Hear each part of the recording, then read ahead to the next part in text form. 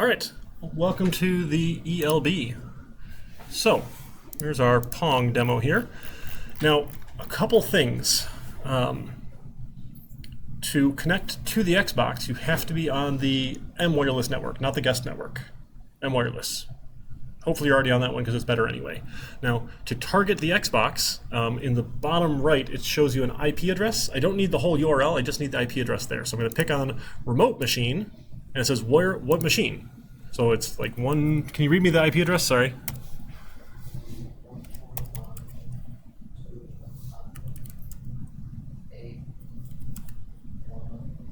(103) Okay. And you want this universal unencrypted protocol. So great. So we're saying, okay, that's great. We'll select that one. That's the remote machine we want to deploy to. Now, the first time you deploy to it, you also need to put in a PIN. So if with the controller on the screen there's an option for Show Visual Studio PIN. I've already done it, so it's going to work for me. But the first time you connect one of these computers or your laptop or something to it, you have to put in the PIN. It just pops up and says, hey, I need a PIN. Yeah. We can do this from our own devices, not just the game lab computers. Yeah. Yeah, as long as you're on the M wireless network. We don't have to get one of those certificates. You have one of what?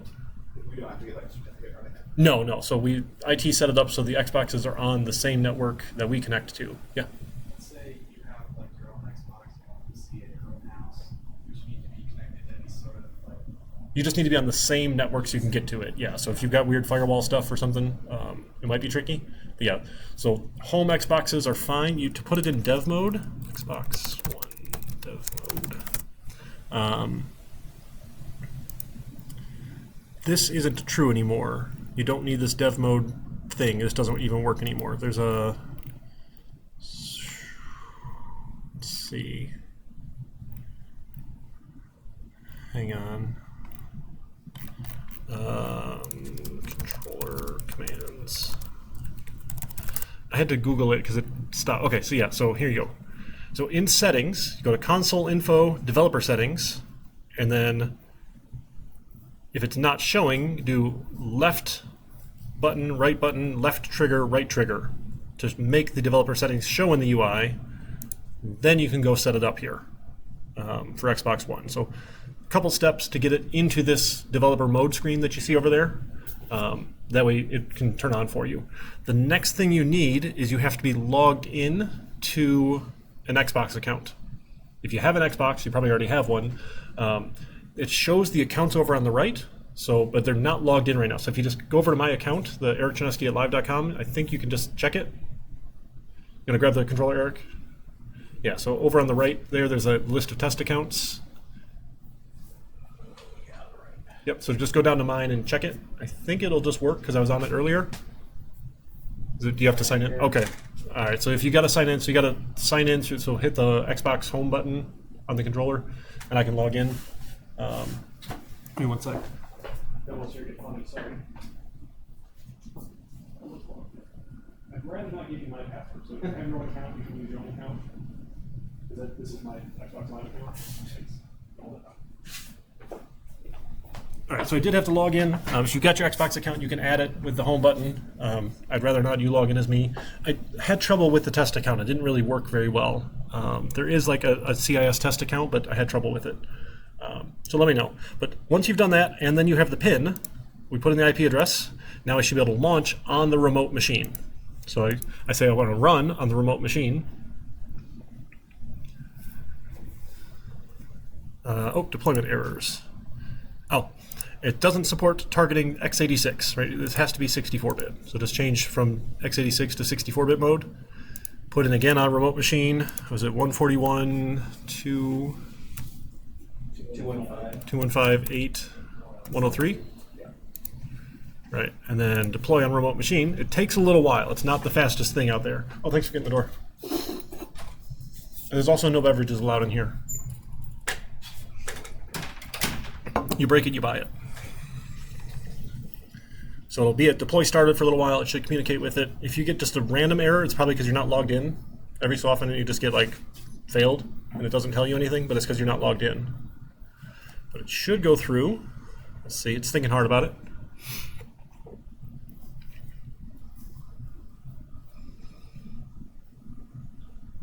Still working on it, still trying to deploy.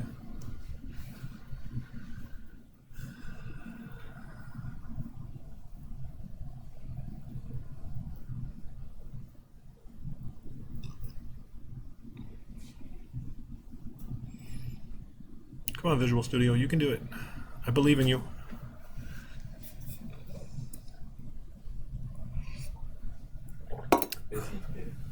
Yep. I'm glad they decided, they realized the circle is a much better loading thing than a loading bar, because it just spins forever. Like the loading bars were just completely made up, and like it would be at 90% forever. You're like, this is just a bunch of crap. 1 second. Yep. Oh, deploy succeeded. All right, so it should be thinking about it here. All right, it popped up on the Xbox screen. Oh, we're off screen now, though. I think we were too far with our 900, with our usable space here. Let's see how far. Oh, yeah, not too far off the screen, though. Pretty close. So I think I did half of my usable space wrong here. So let's go change that a little bit here. So let's put that to. I'm going to move this one back to like say, I don't know, 50 or so for the left wall. We'll put the right wall at maybe 800. Is there a way to change the resolution or scale of the screen the Xbox displays, or is that just dependent on what you have it hooked up to? So the Xbox display will always be, I think, will always be the 200 scale of a TV, right? So when you looked at the main page, I don't know why this doesn't reload, but 1920, 1080 at 200%, so half of that. I think it's fixed. There might be ways to change it. I'm not aware of them, and I haven't tried super hard. But essentially, that's what we get. Trying again here. See if we can get our, and this is why it's good to be able to like test on an actual Xbox. We can play with it and see where stuff actually shows up. There's ways to make it adaptive. That's a lot of extra work that we don't really care to do right now. Yeah, it's too tall already too. So let me bump this up, maybe put this at like 50 and 50. Because I think the 500 was a little too far. Just trying to find the nice borders here.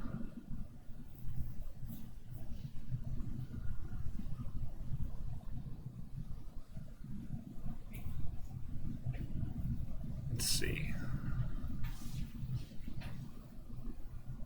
All right, do we see the bottom of the rectangles or no? Not quite? No. All right, we're still a little too tall. Yeah. All right, so maybe we'll do like 450 for the height. And 450 for the height. Because we got to leave room for the paddles.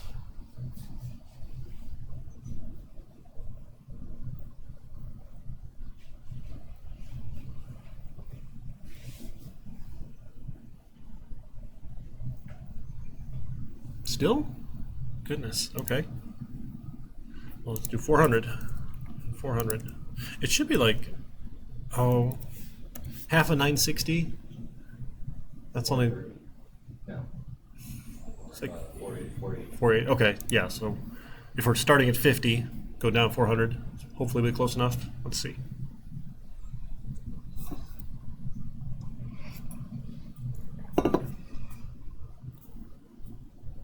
So once you've deployed once, it's a little faster, right? There's not too much that's changing behind the scenes for it, thankfully. Hey, okay, so we see the bottom. Cool. All right, so now let's look at what I want to do then to make these things essentially like a little easier to draw.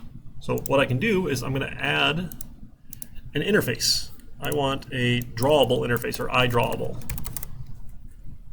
So with an iDrawable interface, if our classes implement this, they'll have a method. So we want a void draw given a drawing session, canvas drawing session.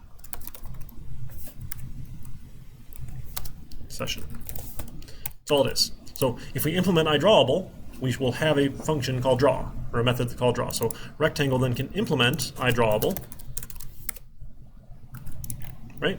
And then we already have our draw method here. What that lets us do in our game, essentially, now I can have a collection. I can have a list of iDrawables. Drawables, sure, drawables. And then I can put all these things in my drawable list here. So drawables.add the left wall, and drawables.add the right wall. And then when I want to draw things, I'll just go through my list. So for var drawable in drawables in for each. Oh, the syntax is always different in each one. Drawable dot, because it's the interface, right? I only get methods defined in the interface, which the only one I care about is draw. So I can draw, give my art.drawing session. So anything that I want to have drawn here, I just throw in my collection of drawables. So I could have my rectangle class, I can have my circle class, I can have a brick class, I can have any other classes I want to make in my game. Anything that should be able to draw itself. Are those gummy worms? Yeah. Those are amazing. I just noticed, sorry. That's so cool. We'll be able to draw with this draw function. So I don't need to track them separately, and I don't need to like, I've not saved a whole lot of code, but now anything else I want to add, or if I want to like, hey, I'm going to generate a bunch of bricks, or I'm going to randomly throw things in here, I want to throw in power-ups, I want to throw in bullets, or whatever I want to do, I just throw in my drawables. And now it will draw it on the screen because it has defined how we want to draw. So I can add more classes then, like I think we're going to do our paddle, right? Or paddle is essentially a rectangle, so we probably don't need that one, but how about the circle? I think we're going to do this one. So we're going to have an int for our public int x, get and set, and then public int y, get and set. And then probably just a radius, right? Because if this is a circle, I don't need a radius for x and a radius for y, right? Super easy then. So this we can say implements drawable. And it says, no, you don't. And I say, yes, please implement it. And then we can draw. So session dot, oh goodness, session dot draw draw circle. Oh, there's a circle. I thought we had ellipse. Here, draw circle. There we go. Given the x, given the y, given the radius. And then, oh, we need a color too, right? So a color, color, color, and then the color. Capital R radius. Should we capital C color? I guess it should if it's a public property. Get and set. Cool. So we have a circle that's drawable.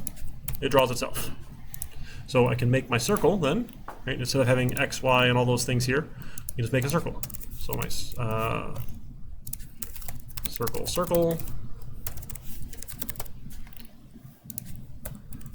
circle equals a new circle, given X is, what do we say, 200, Y was 200, and then the radius was 20, and the color was colors.white. Wheat? There's a wheat color? That's cool. I can't spell, my goodness. I'm trying to type too fast here. Right, and now I don't need circles separately anymore. Right, I can just add that to my drawables. Add the circle. Why did it add it twice? Sometimes the type ahead is not the smartest. Now I can get rid of that line of code. Super exciting to delete code, right? When we run it, I should be able to have all of my objects drawn. Then, my update logic. Nope, I forgot. My x and y variables don't exist now, right? Circle dot x and circle dot radius. Circle dot x. Did it really work? It shouldn't have worked. Oh, maybe I didn't delete the variables. I probably didn't delete the variables out. Okay, anyway, just stop. Just stop. Come back here. Circle dot radius, circle dot radius, circle dot radius, x, and now it's circle dot x plus plus and circle dot x minus minus. Right? Just now we're using attributes of these classes, of these instances here. And hopefully now my ball moves left and right and hits the walls.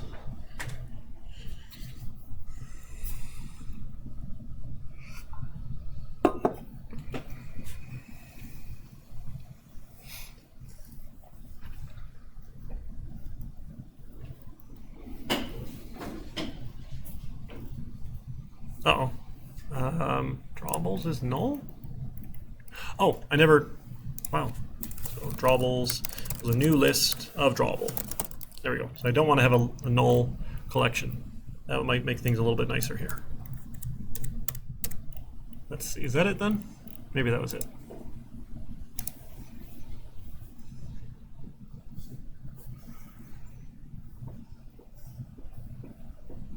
I can do it. Should I just do it on my computer? It's not super exciting to see on the Xbox anymore, is it?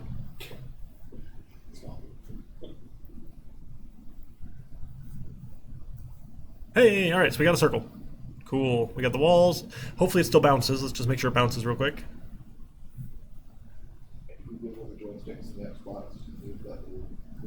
Yeah, yeah. There's so it's in cursor mode. There's a thing we can do to get rid of the cursor here. Cursor. Yeah, what is it? There's a, what do we do here on one of these? It's in the app XAML, I think. XAML CS. Yeah, so requires pointer mode is when requested. So Xbox will not request a pointer because you don't usually use a pointer to like go around on the screen and click things. So you can add this into your app XAML line here. So in my app XAML CS here, you just throw this line in your app here. And maybe I'll add a note here. Disable pointer on Xbox. All right, so let's try that. Turn off that annoying pointer.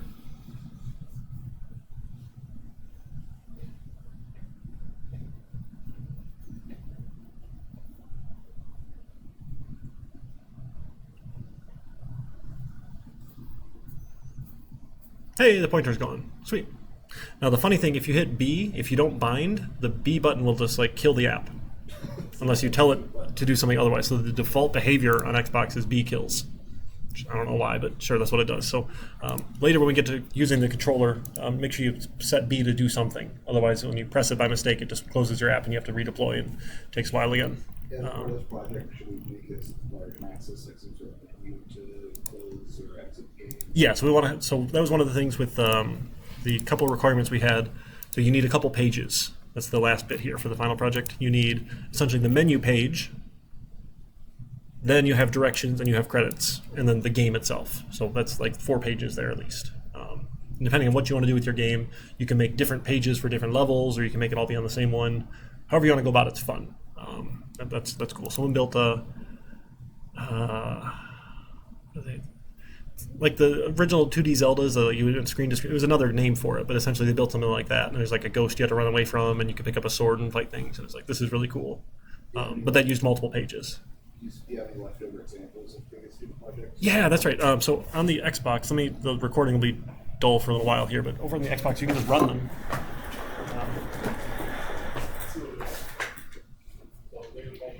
In the home section, games and apps, they're listed as apps.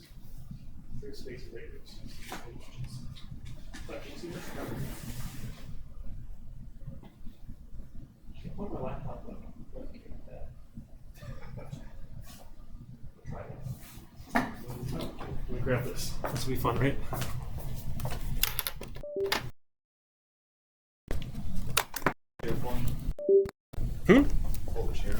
I think if I just like throw it on the screen here. Let's see, where's the monitor? You can sort of see it. All right, that's about as good as it's going to get. So here's someone's face bigger.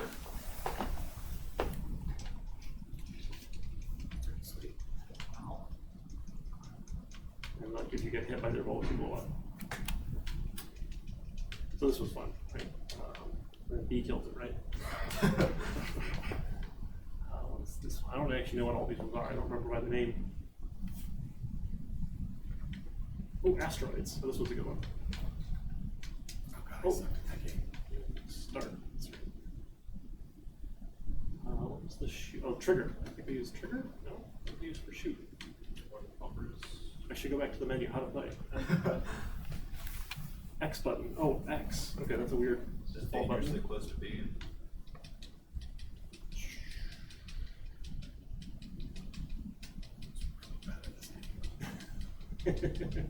So yeah, similar idea. Just so that was that one. That's my guy that was started going to the right.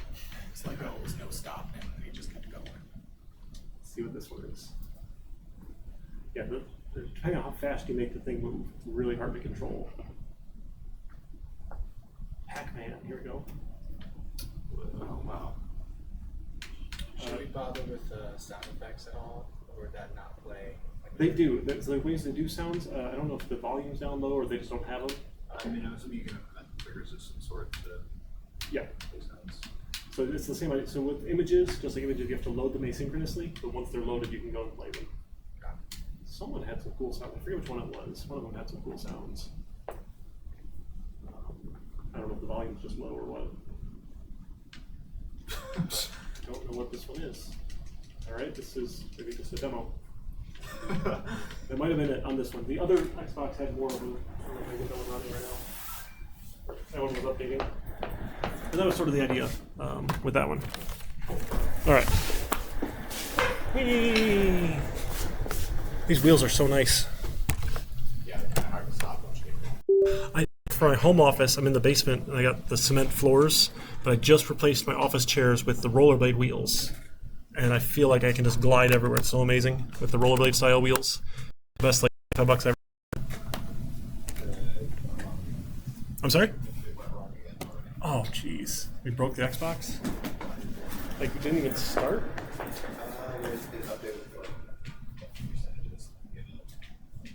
Yeah.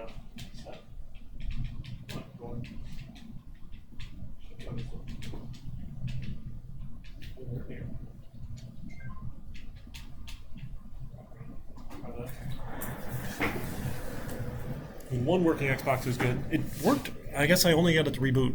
I never actually deployed anything on that one. All right, so we're working on then, now that I've got all these things that draw, how do we add in our paddles and see if more things collide? So turns out we could use an interface. Right, why not? So let's have an interface for collidable? Collidable? That's probably close. I don't know how to spell these things, so call that close. Now, there's probably better ways to do this. Again, I'm not entirely sure what's the best way to do this here, but essentially we want to check as we're moving in a direction, we're just going to do a basic bounce. So if we were going to the right and we hit something with our right side, we'll now go to the left. If you're going to the left and you hit something on the left side, you're going to bounce to the right. You can check both directions and just say, hey, did these two things intersect? But then like flipping their directions also gets tricky. So I think probably the easy way for us to do it is just check for an intersection. Like, does my grid, essentially my XY coordinates, intersect with your XY coordinates? Or did they touch, at least here? So we want to check for some sort of intersection. So if you are collidable, you should be able to tell if something else collides with you if it has these attributes, right? So we need to know what our attributes are for these collidables, right? So maybe we'll have an int for left edge x, left edge x, right? Now we can't have, I guess technically you can have properties, so we'll call this the get left edge maybe.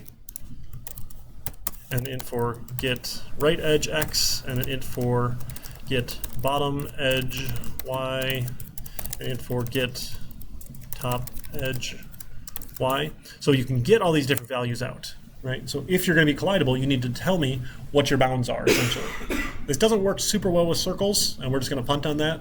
And we're just going to use some straight shapes, because otherwise math gets hard with things. You can figure it out here, but like with curves and things, it gets tricky. So if you're going to be collidable, you have to determine what your bounds are, and then you should be able to collide or determine, did you collide with another object? So some sort of Boolean, right, of did we collide, right? Did collide with another I collidable, other, right? No, not I collection, I collidable. So if one collidable and given another collidable, we should see, did they collide? Did their sections intersect? Right? That's what causes a collision, if there's some sort of overlap or touch on their bounds. Right? So if we want rectangles to be collidable, we can implement the collidable interface. And it says, no, we don't implement that. Okay, so let's implement the interface. So to get the left edge is return our x.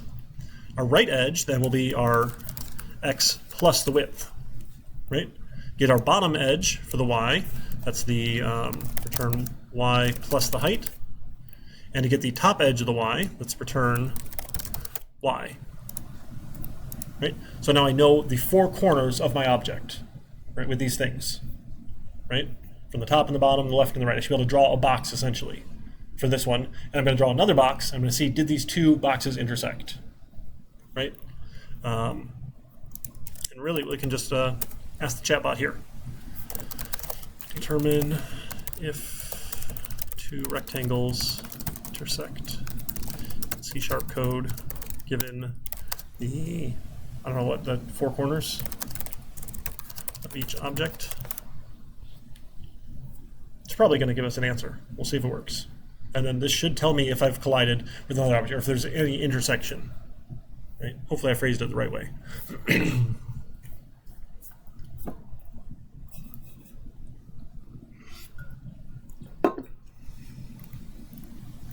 I thought it was just going to tell me you could implement the rest. Look at this here.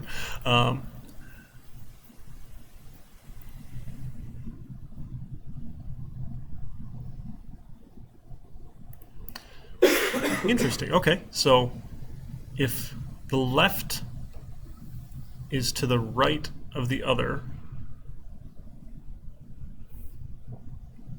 I feel like that's not correct though. Huh. Oh, okay, here we go. Left, right, top, bottom. Is it to the right? Is it below? Is it above? And if it's not any of those, they must intersect?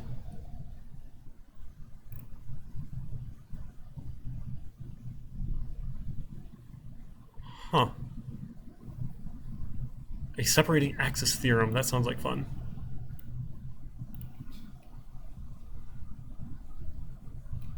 Should we try it? See if it works? Let's try it. Let's see. So this is our did collide. We'll just steal this for a second here. So without R1 and R2, we're going to have our own X and Y, right, essentially. So let's steal this, put it in here. And then, so R1 is going to be us, so this will be R left, right? So this is our left, get left edge, X. And then the right is the other dot get right edge, X. Right? And then R1 is us, R2 is them, so that's other dot get left edge, X. And this will be our right edge, so get right edge X. And then our top here is our get top edge. And their bottom is the other dot get bottom edge. And then our bottom is just get bottom edge, versus their top is other dot get top, top. If those aren't true, we didn't collide. So if our left edge is greater than their right edge, we can't be there, right? So our left edge and their right edge, because we're further along on the side, this way, right, with our left edge and their right edge, so we haven't hit those edges. We'd expect those to hit first. Okay? Let's try it. So we got to cite our source here too, right? What do we do here? So GPT, ChatGPT, essentially that one. So that should determine if we collided or not. So in my list of objects now, right, I really just sort of want a bunch of objects here, right? And I want to be able to loop through. So this is in the draw. Now in the update, I need to find out if they collided here, right? Now essentially, I can go through all of my drawables and see if they also implement collidable at this point, right? So I can say for each drawable and drawables, before I try and draw it, I can say if my, what do I want to do? Cast it, drawable. No, we want to cast it first. So we have a I collidable equals, and we'll, yeah, drawable as I collidable. So we can cast it as I collidable. And if my collidable is not null, not equal null, let's see if we collided. Now, really, the only thing we're checking here is going to be the ball. Right? Did the ball hit something else at this point? Because that's the thing that's moving. If we have multiple things that are moving around, we could check other things to see if they collided with something in here at some point. Right? But if it's not null, if it is collidable, then we'll check and see, did our circle hit it? So our circle then should probably also implement iCollidable. Right, to see if this collided with something else. Our circle did. So let's implement the interface. So our, oh my goodness, bottom edge Y. What's wrong with my mouse? Mouse is freaking out. bottom edge y. So that'll be our y plus the radius, right? Our left edge should be x minus the radius. And again, we're just pretending we're a perfect rectangle and ignoring the circles here because this is hard, right? Is that okay? All right, cool. This will be our x plus the radius, return, sorry. And then get the top edge is return y minus the radius. That'll be our top edge. So then if we collided with another collidable, right, it's the exact same logic. Right, this I collidable that we did in rectangle. Let's see. Where did it go in the circle here? Copied from rectangle, from GPT. I don't know. Sure. Just trying to be good about citing my source here to see if we collided. So then I can check to see if my ball collided with one of these things. So if the circle dot did collide with the collidable, I want to bounce. So we'll essentially we can just flip it here. We'll say my circle, my moving right equals not moving right. If it was moving right, stop moving right. If it wasn't moving right, start moving right. If we collide. Now, again, this isn't fixing up and down. This is only doing left and right at the moment. But we'll see how well this works for us here. Oh, I'm doing it on Xbox again. I should just do it on my computer. I can't hit stop until it's done thinking. There's like literally no way to cancel. Control C? Does it? Nope. Control C doesn't even cancel it. The B button. We're thinking here. All right, stop. All right, here we go. Back on local machine.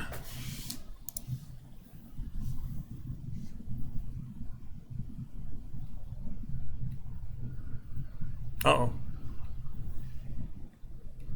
It's wiggly. Something's not right here. It's going back and forth, back and forth, back and forth. Let's see.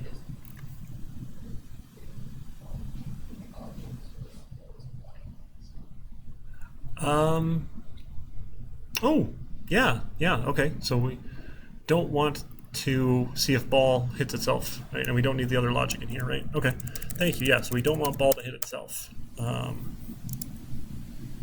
this is if circle does not equal the collidable and it collided, I guess. I don't know, this seems a little silly, but so we're not checking ourselves. Do we not collide with ourselves? Let's try that. Hey, thank you. Good catch.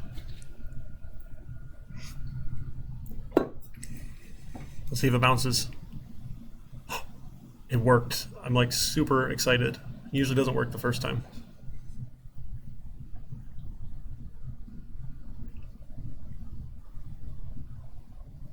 It bounced. All right, so we have bouncing. Now, again, this is only checking left and right. Right, so if I hit anything, I'll just change my direction, which you might not necessarily want.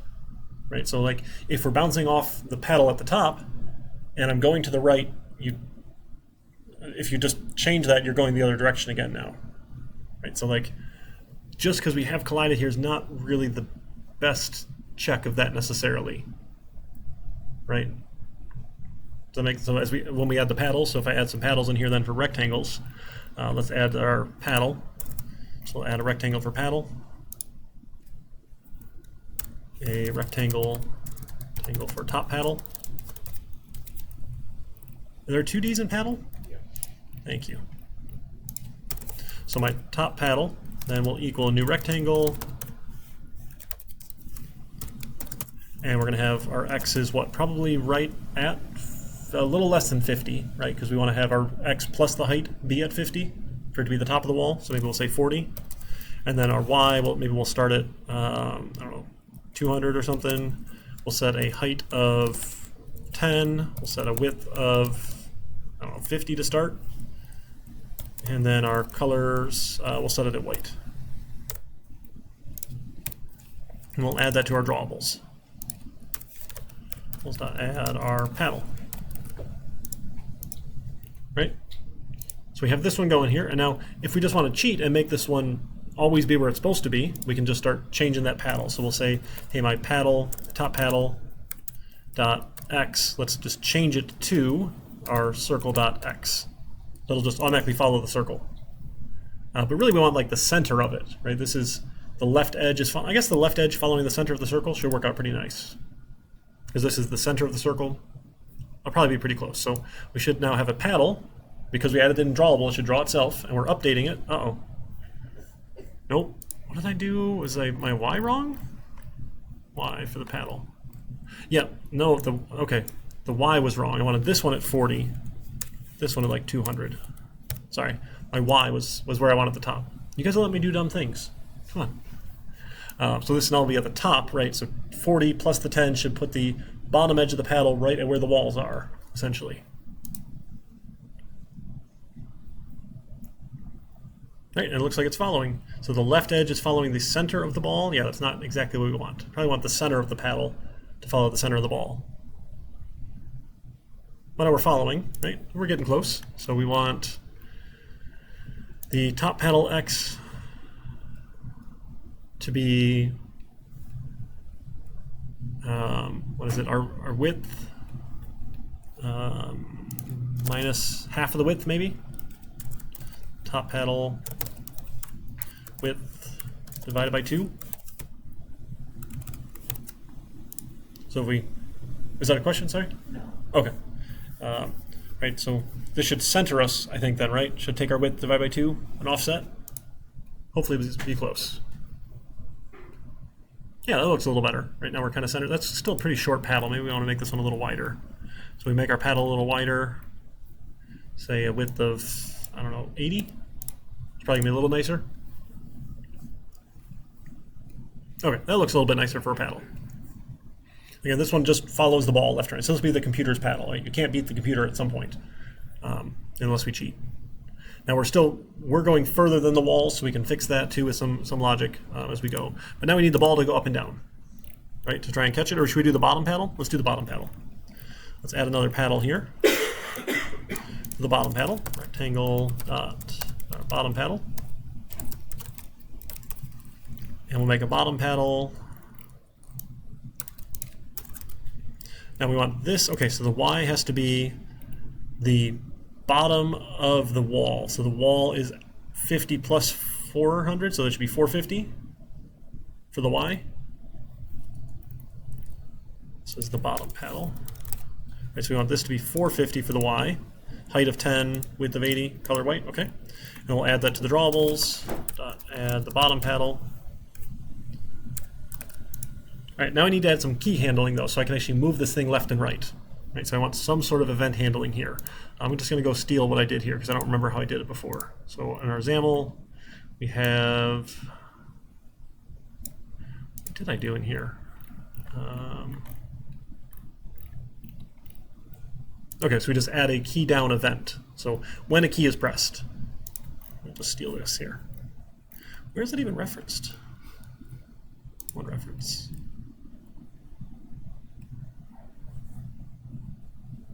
Oh, we did add it. Okay, so the key down. Oh, I think I probably did that in the design view. Okay, so in design view, you can add these event handlers. Our design view is broken right now. We should try it on one of the other machines or see if it works for one of you guys at some point.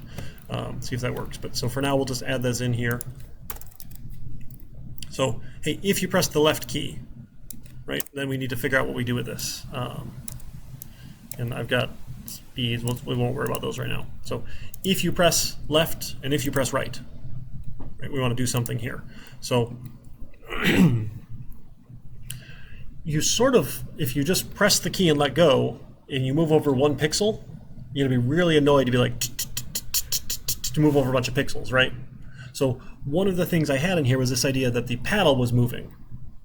So if you press the left up until you let go of the key, so there's 2 different key binds you can do on key down, you can do on key up, right? So if we bind on key down to do something, and then on key up to do the other thing. So we'll have some values here. Again, I moved them into a class later. We'll do that in a little bit. But that's fine for now. So we'll have a Boolean, user paddle going right or something. I don't know. And then a user paddle user paddle going. Now this one just can't be a true or false, because if you're not going right, doesn't mean you want to be going left, right? Sometimes you want your paddle to stay where it is, right? So you could be stationary, you could be going left, or you could be going right. So I'm going to use two different values here as we go. I'm going to set both of those to false to start. So my user paddle is false, my user paddle is false. And then on key down then, I'll say, hey, let's say, okay, you press the left key, let's take my user paddle going left and set that one to true. On going right, we'll take the user paddle going right and set that one to true. Then when the key comes up, when you let go of the key, I'm going to undo that. So when you let go of the left key, well, now we'll say, hey, that's false. No, left. And when you let go of the right key, you'll stop going to the right. Does that part make sense? That way I can hold the key down to go to the left instead of press, press, press, press, press, press, press, press, press. So then when I update then, I just need to move my paddles. So if the user paddle going left, we'll take the bottom paddle dot x minus minus. If we're not going left, check if we're going right. Take the bottom paddle x plus plus. Otherwise, don't do anything with it. Right? So if this is true, so the those variables will be set when the key is held down. And it'll be changed when I let go, essentially. So this should let me move the paddle left and right now with some keybinds. Oh, I got to add the keybinds events that are not referenced yet. Sorry. Goodness. So in my app, is it my app XAML? Sorry, where did I have this in here? This was in, yeah, oh, okay, I just added it myself, I guess. Sure, we can do that. So in our constructor, then, for our main page, we'll go and set these up here to bind these events. I guess we didn't do it in the design view, sorry. So we're saying, like, these are these event handlers, so we're registering this function with it. And this is some of the advanced stuff that was fun that we skipped. You watched the videos of course, right? Everyone did that? Just smile and nod? Okay, thank you. So we can say, hey, here's the function I want to run here. Right, here's the delegate, essentially. So now that my button should actually do something. Left and right.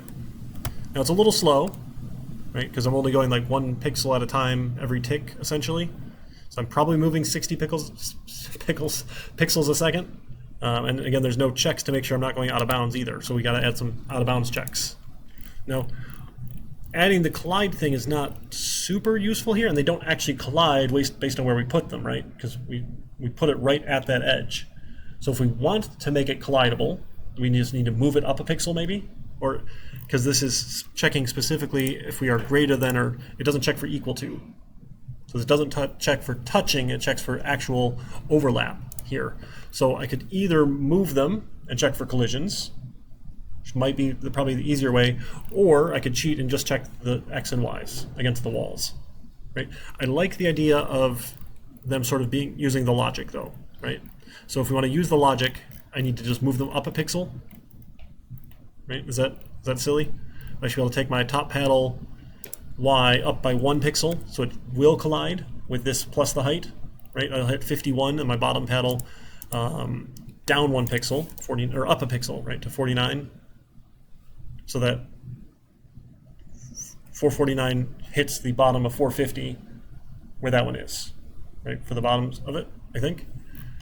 So then if there's a collision, then I shouldn't be able to go left, right? So as I'm checking for collidables here, I need to check if my paddle is colliding with anything that's collidable and make it not go, or maybe just check if it's hitting the left wall.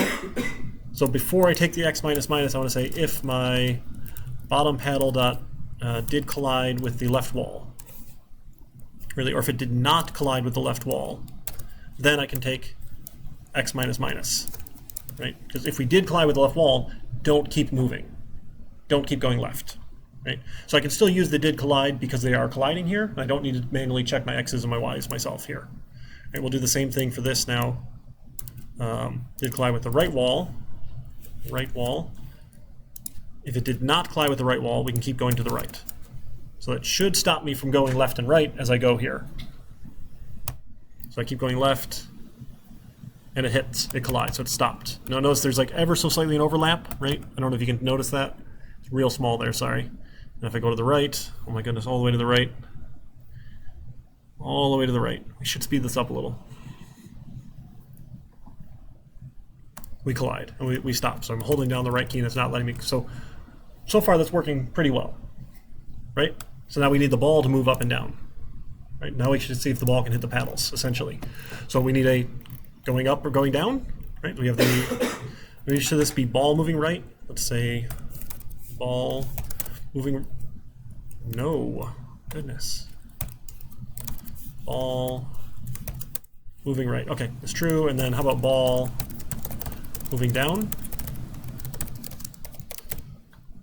So if the ball's moving down, let's start going down. Where is it here? So if the ball moving down, nope, ball moving down. Did I not make that a variable? I didn't make it a variable.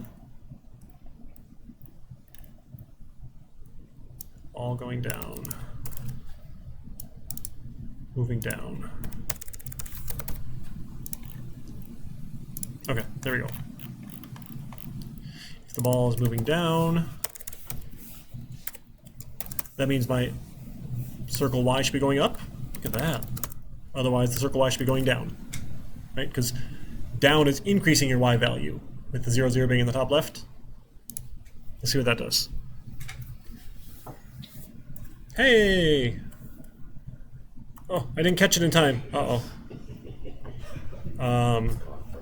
It is. It's yeah, that's gone. Bye. Let's try that again. Move. Let's catch it. Let's catch it. That was a little weird. Not what we expected.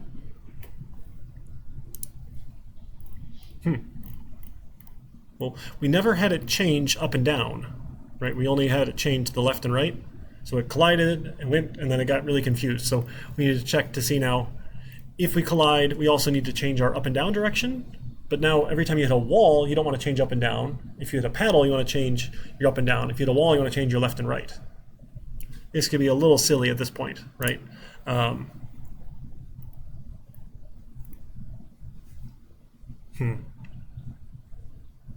it want to do all of it? Well, so like if you hit If you hit a paddle, you only want to change your vertical. then you could go. So like if you're traveling this way and you hit the paddle, you probably keep traveling that way though, right? Like you bounce off. Otherwise, you're just going to come back the exact way you came. Oh. Right, so if we just flip that, if we say ball moving down equals not moving down, we'll just go back and forth forever. Go catch it here. Right, it's just going to reverse its direction back that way. So I think we need to be a little smarter about which one it's hitting. Did that even hit? I don't know if it did or not. I can just leave my paddle here, right, and it's going to collide. We just go back and forth forever. So at some point we need to differentiate between the left and rights. Yeah, okay, so it hit the left wall is what it was there. It's not the most interesting Pong game yet.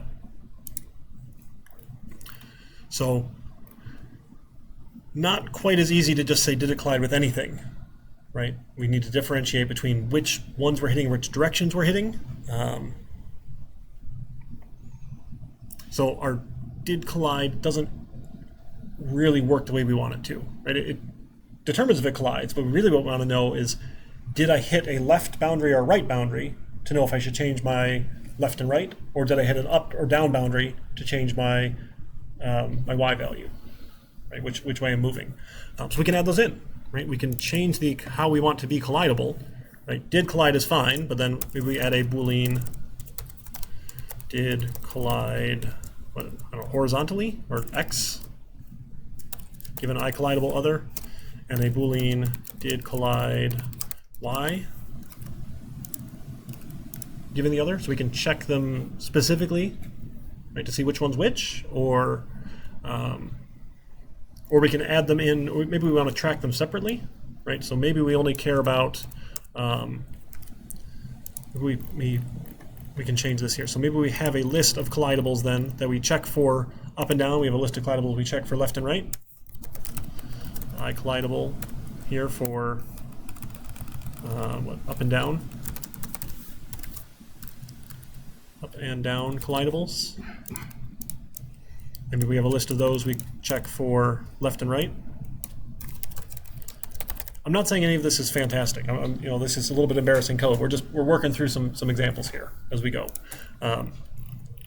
So then I don't need to see just does it collide with anything, or I could, or now I can check to see specifically is it going to collide with just these ones that I care about, right? Rather than checking every single thing out there, which is a little bit nice.